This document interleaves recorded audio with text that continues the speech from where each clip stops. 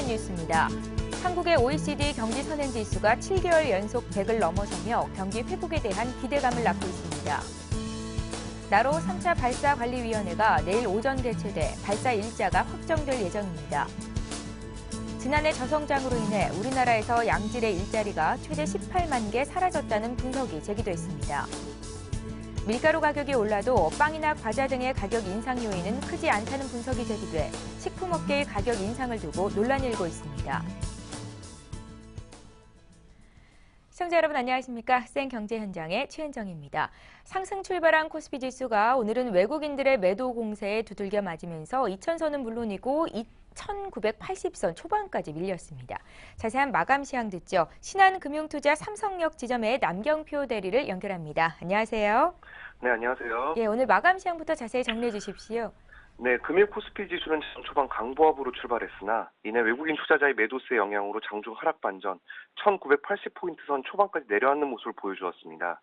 수급상으로는 외국인 투자자가 2,297억 원을 순매도하며 4영업일 연속 매도 기조를 유지하였으며 매도 규모가 1,000억 원을 넘어선 것은 올해 들어 처음이었습니다. 이에 반해 개인 및 기관 투자자는 각각 1,840억 원, 491억 원을 순매수하였습니다. 업종별로는 하락세가 우세한 모습을 보여주었는데요. 전기가스 업종이 3% 넘는 하락세를 보였으며 전기전자 역시 2%가량 하락 마감하였습니다. 이 밖에도 기계, 제조, 건설, 증권, 의약품, 서비스업, 운수창고, 은행업종 등도 1% 내외의 하락폭을 보여주었는데요.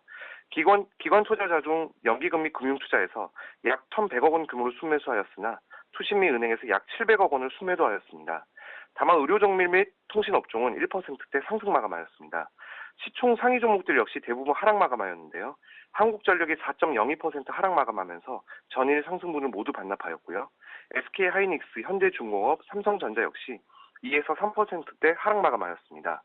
이에 반해 SK텔레콤은 지난 4분기 실적 기대감으로 2.8% 상승 마감, 현대모비스, 삼성생명, 신한지주는 강보합 마감하였습니다. 코스닥 지수 역시 2영업일째 하락세를 보이며 510포인트를 하회 마감하였습니다. 수급상으로는 외국인 및 기관 투자자가 각각 39억 원, 202억 원을 순매도하였고요. 이에 반해 개인 투자자는 226억 원을 순매수하였습니다. 업종별로는 대부분의 업종이 하락한 가운데 오락문화, 반도체, 인터넷, 디지털 콘텐츠 업종이 2에서 3%대 하락 마감하였고요. IT 종합, IT 부품, 음식료, 담배 업종 등도 1%대 하락 마감하였습니다. 반면 섬유 의류, 종이 목재, 방송 서비스, 통신 서비스, 출판 매체 목재는 상승 마감하였습니다. 시총 상위 종목 중에서는 파트론이 4분기 실적 기대감으로 4% 이상 상승 마감하였고요. 포스코 ICT, 동서, SK 브로드밴드 등은 강보합 마감하였습니다. 예, 오늘 전반적으로 주식시장 흐름이 어땠는지 짚어주셨는데요. 특징주가 있었다면 흐름과 함께 설명해 주십시오. 네, 금일 주식시장의 특징주들을 살펴보면 우선 자회사 매각으로 지난해 소송까지 벌어졌던 한일이아가 주주가치 재고 기대감으로 상한가 마감하였는데요. 지난 14일 공시를 통해서 유양석 한일이아 회장이 보유 중인 두양산업 지분 100%를 무상수증 방식으로 넘겨받기로 했다고 밝혔고요. 이를 통해 두양산업은 한일이아의 100% 자회사로 편입되게 되었습니다. 두양산업은 한일이아의 중국 강소성 소재 자회사인 강소한일이아의 지분 58%를 보유하고 있는데요. 강소한일이아는 최근 중국 자동차 시장이 커지면서 매출액 기준으로 지난 2009년 1,550억 원에서 2010년 1,802억 원, 작년에는 2,870억 원으로 급증하는 모습을 보여주었고요. 동기간 순이익 역시 288억 원, 336억 원, 450억 원으로 급증하였습니다. 따라서 두양산업의 한일이아 100% 자회사 편입으로 한일이아 가치 역시 한층 높아질 것으로 예상되고 있습니다. 반면 태양광 대장주인 OCI는 무역 마찰로 인한 실적 개선 지연 우려 전망으로 약세를 면치 못했습니다. 증권가 의견에 따르면 상반기 중국은 한국, 미국, EU산 폴리실리콘에, EU는 중국산 태양광 제품에 대해 반덤핑, 반보조금 예비 판정을 발표할 것으로 보이고요. 이는 국가 간 무역 마찰로서 제품 가격 및 수요 증가 여부에 대해 상당한 불확실성이 존재하는 것으로 보고 있습니다. 또한 지난 4분기 영업이익 역시 전년도 같은 기간보다 95% 이상 감소함으로써 시장 컨센서스를 상당 부분 하회할 것으로 전망하고 있습니다. 예, 오늘 증시 관련된 소식은 신한금융투자 삼성역 지점의 남경표 대리에게 들어봤습니다. 잘 들었습니다. 고맙습니다.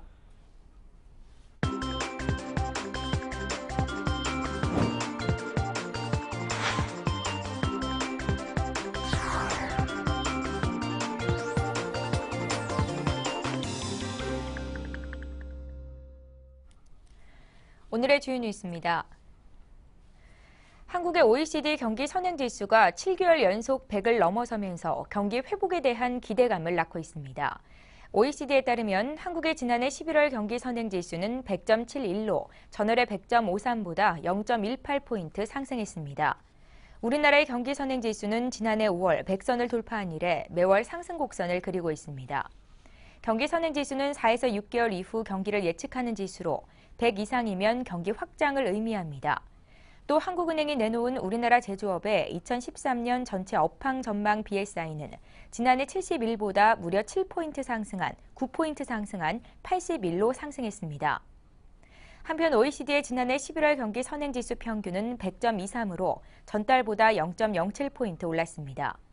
유로존의 평균은 11개월째 100을 밑돌고 있으며 11월 미국과 일본은 100을 넘었습니다. 나로 3차 발사관리위원회가 내일 오전 개최돼 발사 일자가 확정될 예정입니다. 교육과학기술부는 16일 오전 나로 발사관리위원회를 개최할 예정이라고 밝혔습니다. 이번 회의는 지난해 11월 나로 발사 준비 과정에서 나타난 오작동 원인 분석 결과와 상단부 종합 점검 결과 등을 확인하고 발사 예정 시기를 결정하기 위한 것입니다. 나로는 작년 11월 29일 발사 예정 시각을 16분여 앞두고 과전류 문제로 카운트다운이 중단된 바 있습니다. 이후 연구진은 발사체 조립동으로 옮겨진 나로우의 상하단을 분리한 뒤 과전류 문제를 일으켰던 부품을 교체하고 테스트를 거쳐 정상 작동 사실을 확인했습니다. 지난해 저성장으로 인해 우리나라에서 양질의 일자리가 최대 18만 개 사라졌다는 분석이 제기됐습니다. 한국금융연구원은 지난해 상반기까지 생겨난 45만 개 일자리 가운데 경제 성장으로 새로 고용한 인원은 20만 명에 그쳤다고 추산했습니다. 나머지 25만 개는 여성이나 중고령자 등 취약계층이 일자리 찾기에 내몰린 생계형 일자리가 차지했습니다. 연구원은 특히 지난해 잠재 성장률인 4.0%에 크게 못 미치는 2%대 성장을 하면서 총 17만 8천 개의 양질의 일자리 창출 기회가 사라졌다고 분석했습니다. 올해도 2년 연속 2%대 낮은 경제 성장률을 기록하면서 고용 사정은 더 악화될 것으로 전망됩니다. 밀가루 가격이 올라도 빵이나 과자 등의 가격 인상 요인은 크지 않다는 분석이 제기돼 식품업계의 가격 인상을 두고 논란이 커지고 있습니다. 한국제분협회 등 업계와 시민단체에 따르면 2010년 기준 한국은행의 산업연관표에서 빵, 과자류 생산 시 밀가루 값이 차지하는 비중은 9.1%, 라면 등 국수류는 16.4%로 집계됐습니다. 최근 밀가루 값이 8%가량 인상된 것을 이 기준에 적용하면 빵, 과자의 가격 상승 요인은 0.7%대로 1%에 채 미치지 못한 것으로 분석됐습니다. 소비자단체 협의회 물가감시센터에 따르면 밀가루 가공식품의 원재료비 비중은 평균 12.5% 수준으로 700원짜리 라면의 경우 이번 밀가루값 인상으로 인한 가격 인상 요인은 6.4원에 불과했습니다.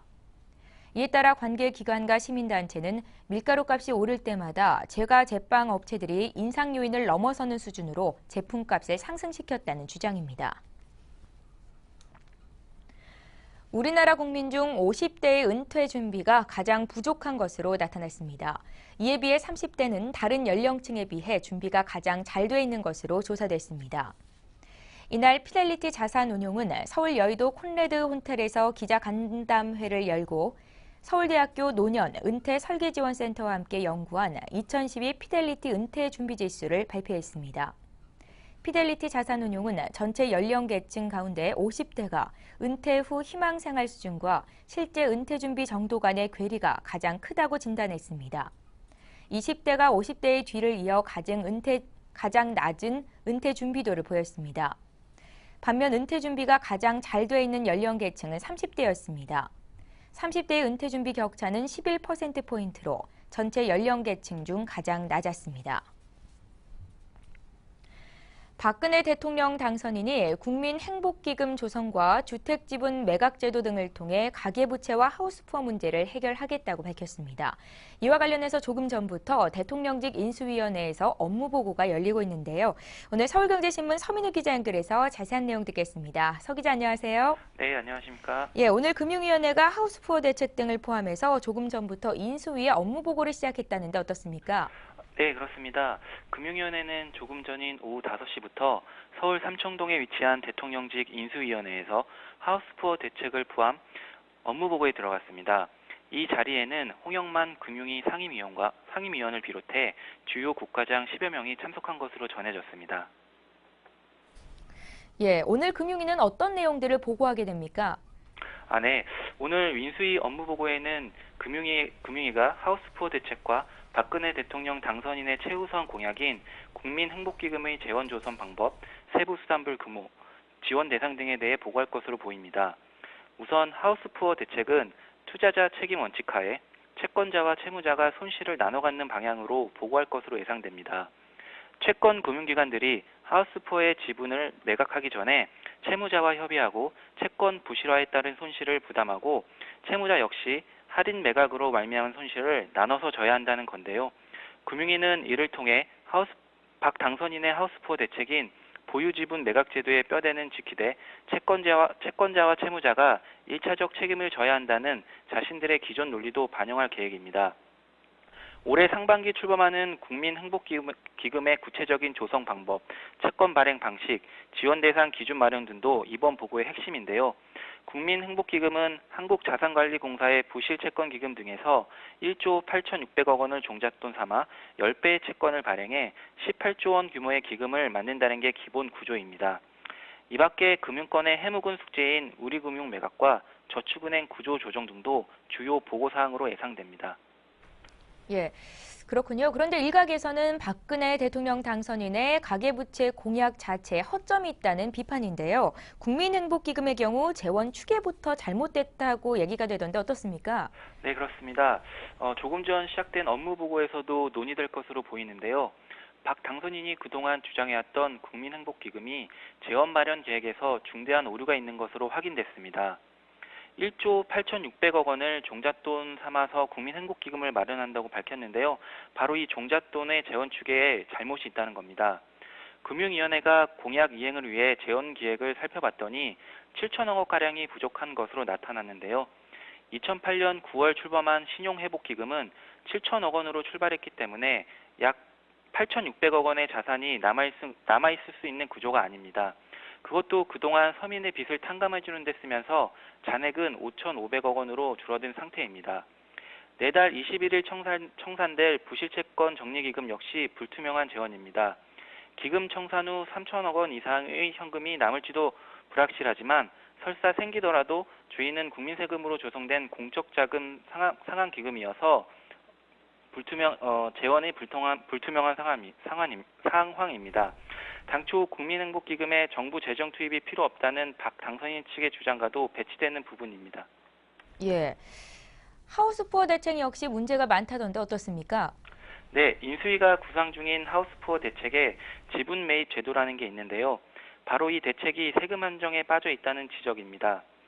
이 제도는 자산관리공사 등 공공기관이 특수목적 회사를 설립해 하우스푸어 주택의 지분 일부를 매입하고 이를 유동화해 투자자에게 파는 구조인데요. 바로 이 대책은 지분을 팔 때 가격을 어떻게 산정해야 하는지 문제가 있습니다. 실거래가와 주택 공시가격이 있지만 최근 자료가 없으면 지분 매매 가격을 어떻게 정할지 집주인과 공공기관 간의 갈등이 생길 수밖에 없습니다.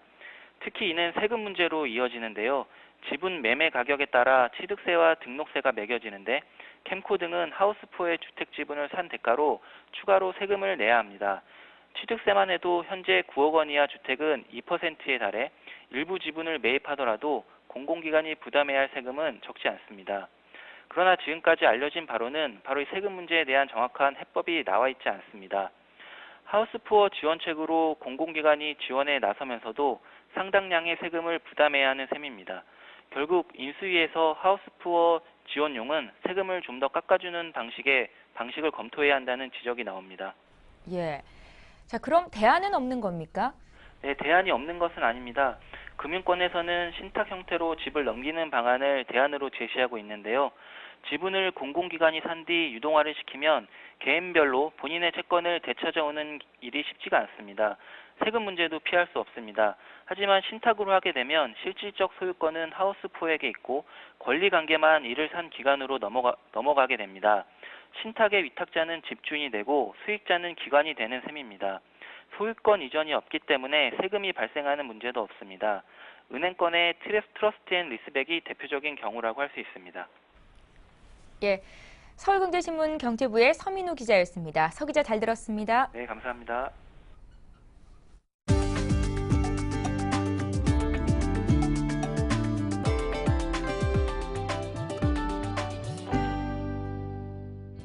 세계 4대 자동차 전시회 중 하나인 북미 국제 오토쇼가 미국 디트로이트 코버 센터에서 현지 시간으로 14일 개막했습니다. 27일까지 열리는 이번 모터쇼에는 미국뿐 아니라 한국과 일본, 독일 등 세계 각지의 브랜드 50여 종의 글로벌 북미 첫 공개 신차를 발표했습니다. 글로벌 메이커들은 올해는 지난해보다 경기가 개선될 것으로 보고 프리미엄 또는 고성능 신차나 컨셉트카를 대거 선보였습니다. 현대차는 개막 첫날 프리미엄 컨셉트카를 공개했습니다. 제네시스 후속 모델의 컨셉트카인 HCD40는 후륜구동 플랫폼을 바탕으로 쿠페형 디자인으로 개발된 프리미엄 스포츠 세단입니다. 세계 각지의 고급차 브랜드도 신차를 선보였습니다. 일본 도요타의 프리미엄 브랜드인 렉서스는 컴팩트 스포츠 세단 IS의 풀체인지 완전 변경 모델을 공개했으며 BMW 그룹은 BMW 4시리즈 쿠페 콘셉트카 4레이스의 트랙에 최적화돼 개발된 미니 브랜드 페이스맨 존 쿠퍼 웍스를 선보였습니다.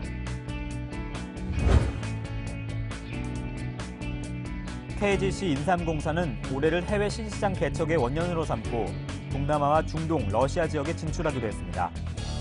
동남아 시장을 겨냥해 인도네시아 법인을 설립하고 이중 중동 지역에서는 사우디아라비아를 중심으로 수출을 진행하되 향후 걸프협력기구 6개국 전체로 수출을 확대할 계획입니다. 특히 아랍인 전용 제품을 개발하고 아랍어로 전광장 제품 포장을 꾸며 철저하게 현지화하기로 했습니다.